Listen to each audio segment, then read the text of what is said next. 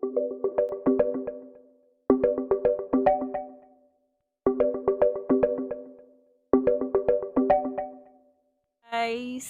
so ngayon naman ay pagkukwentuhan natin ang Canadian Citizenship Application Procedure. So, may mga qualification before ka makapag-apply ng iyong citizenship dito sa Canada. So, you need to be eligible first. So, you should be a resident of Canada for 3 to 5 years. And then, dapat makumpleto mo yung 1,095 days before kang makapag-apply. Yung 1,095 days, you should be a resident of Canada for for 3 years.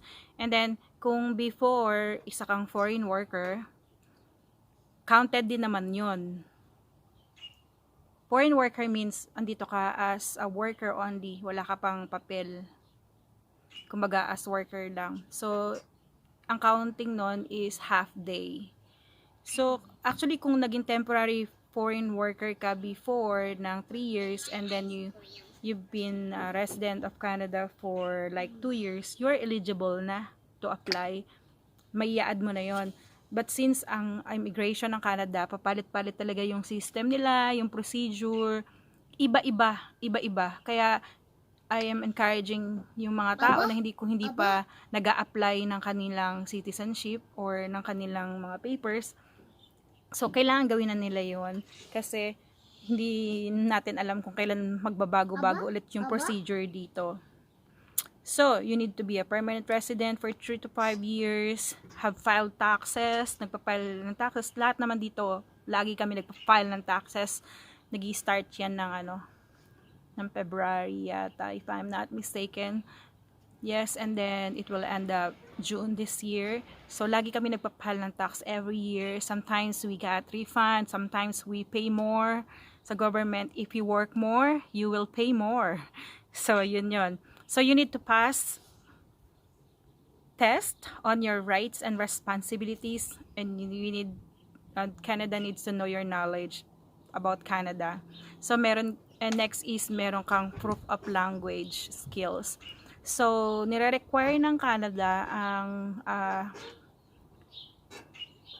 IELTS exam kung hindi ka nakatapos ng college back home or you didn't show na meron tayong English subject back home. I heard sa ibang tao, yung mga high school graduates sa Pilipinas, nakapag-apply sila ng citizenship dito, kumuha lang sila ng transcript of record back home na it shows there sa papel, sa TOR natin na meron tayong English subject, which is good, diba? Nice. But, yun yung alam ko, if you don't have diploma or if you don't have any TOR, you should send a proof na nakapag-take ka ng English exam. Even though sometimes you stay here for a long time, you need to show. So guys, so we need to do the next step now. Kung you find it out na eligible ka na and you're ready, so you need to go to www.cic.gc.ca and sa search, you need to find how to apply Canadian citizenship and it will direct you to the forms. So, once na nandun kayo sa form, so, ito na yung mga kailangan mo. I just suggest this because I am doing it myself. So, you should have your own laptop if you want to do it at home. And if you would like to do it in any of the library near you, pwede rin naman. So, ako kasi, ginagawa ko siya sa laptop. And then, kapag ginamit mo yung laptop mo, you need to make it sure na meron kang Adobe Reader 10. You have your own USB. So, sa desktop mo, isa-save mo lahat ng form sa desktop or sa USB mo para doon mo pipil upan yung mga forms and papers. Kasi there's so many information that you need to fill in. Kasi pagka nag-apply ka ng Canadian citizenship, it's like you are filing yung mga forms when you start filing your residency. So, maraming mga questions, may 10 years back, yung mga ganon, kung saan ka nakatira. So, I suggest, memorize nyo rin dapat kung saan-saan kayo tumira. Like me, I stayed in Alberta, I stayed in British Columbia, I stayed in Weyburn, I stayed in Regina. So, yun yung mga bagay na kailangan mong i-save sa utak mo or sa paper mo pag nag-fill up ka. Kasi, this is not a right minus wrong. Everything should be right. Yun. So, you need to find the forms and like the generic form application. So, pag sinave mo yun sa USB mo or sa desktop mo, you will fill it up one by one. And don't forget to put the date, to sign the papers after you print it. And if it's not applicable, if there's available boxes na hindi applicable sa'yo, you should put not applicable. So, wala kang dapat na i-jump in na available space doon. So, ayun nga, kapag ready na kayo, you need to do that. One at a time only. Don't rush. Kasi, baka mamaya may mali ka, they will send back to you your application, which is you don't like, right? So, let's move on. So, once you complete your forms and fill up all the papers and all necessary documents, kailangan, ma-send mo na yan sa courier. So, like here in Canada, we send it through Canada Post. So, you need to pay for it. So, kailangan mong kompleto lahat yun. So, it's all in the checklist. So, mag-base lang kayo sa checklist. And if you have questions, you can ask. There are so many Facebook page and there are so many groups that they are making how they will make their papers in easy way. So, there are lots of suggestions, there are lots of options. So, like me, yun yung ginawa ko kasi ako lang talaga gumagawa ng lahat ng papeles namin. So once you file it and send it to IRCC, so makaka-receive ka ng AOR after a month. What is AOR? Application received. Meaning they receive it. So, kapag sinend mo yung papeles mo at may kulang, I'm sorry to tell you, they will send back to you all your papers and necessary documents and you need to send it back again.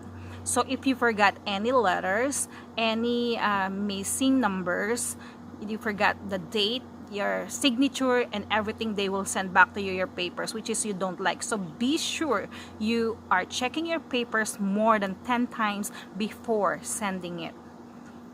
So, after that, after AOR, so, makareceive ka ng AOR. Sometimes AOR takes time. After a month or after 3 months, you will receive it. And then after that, you need to wait for another few months. And then they will send you the schedule of your exam. So, Canadian Immigration are giving you time to review with your family, with your husband, with your wife. So, binibigyan ka nila ng 3 weeks time before ka mag-take. So, if your test schedule is scheduled November, they will send your schedule like a month before. And then, you have time to review for it. So, ako, yun nung time na yun, nung na-receive namin yung reviewer ko, I was on leave. So, every day of our life in the morning, I am playing the MP3 where you can find it in www.cic.gc.ca, the MP3 of Discovery Canada. So, and one more thing, I borrowed a book in a library wherein it helps me a lot kasi there are things in MP3 na maririnig mo, yes, but there are pictures in the book that you need to know also. So, the exam is only 20 items and you need to take 15 points to pass the exam. So, that time na nag-take kami ng exam ng asawa ko, I got 20 points. Yay! And my husband got 19 points. So, ano ba yung mga naging sekreto namin para makuha namin yung ganong points? So, we review together in the morning. We read the book 3 times. And then at the same time, we open Richmond Library wherein you can find your province where you are at. So, you need to know na yung area mo, dun din naman kukunin yung exam mo. Wherein, example, I'm in Saskatchewan. So, in Richmond Library, you can just enter the Saskatchewan, and then there you go. It will pop up all the questions necessary where you are located. Hindi kasi po pwedeng mag-exam ka ng Saskatchewan and then so suggestion and tips ko kapag magre-review kayo, it should be silent, and or when you're driving for more than 2 hours, you should play it on your car para napaparinggan ninyo. So sa Richmond Library, you can find what province you are at nga. Kasi magpa-pop up doon na ano yung mga specific exam na dapat lang na mabigay sa'yo. Kasi kung taga-Alberta ka, it's more on Alberta questions. So if you're taga-Saskatchewan, it should be Saskatchewan questions. So, after the exam, what are going to happen? So you need to pass the exam. You need to have like at least 15 points. So it doesn't matter how many points as long as you are in the bracket of 15 to 20. Kasi still, you will get your citizenship. But it's still good. It's still good if you will perfect the score or you will pass the exam, right? Ayaw naman natin na bumalik tayo. So, ang sekreto lang talaga ay mag-review, intindihin, kasi this is your country now. This is your intention to be Canadian. To be Canadian is kailangan mo ipasa yung exam. May kumagat sa akin. So, after the exam, they will ask you to wait, and then you will have your interview. So, sa interview, you need to bring everything ng requirements na nilagay mo dun sa application mo, like all the originals, as in. So, there are questions that you need to answer to pass the interview. There are people hindi sila nakapasa sa interview. I don't know why, what are the reason, but nung time namin kasi, yung interview kasi, it depends on all the papers you have na pinasa sa kanila, and that's it. So, once you are done on your interview, after a few months, they will schedule you for oath-taking. Congratulations with flying colors. So you need to get your citizenship certificate on that day kapag ka na-invite na kayo. So yung ibang mga information and pwede kong i-attach dito later when I upload the video. So how long ba nagte-take ang citizenship? So this will be like for 12 to 18 months. So but yung sa amin, nakuha namin siya in a year. So we applied February 2017 and we got our citizenship February 2018. So isang taon lang siya. It's a smooth process. Our papers wasn't returned. Our papers are just fine. So yun, kung ginawa mo siya ng tama, it will be fine. Okay? And then if not, that's fine again. You still have to wait. What if you did not pass the exam? You need to take exam again. Like 3 times they will allow you to do that. And then after that, after the 3rd time, if you didn't pass, I believe meron silang procedure about that. So there you go guys. Those are the suggestions and tips. So ano-ano nga ba yung sinabi ko na you should avoid? You should avoid filling up the papers na meron kang mga iiwanan na vacant. Like if there's a vacant box that it's not applicable, you need to write down it's not applicable.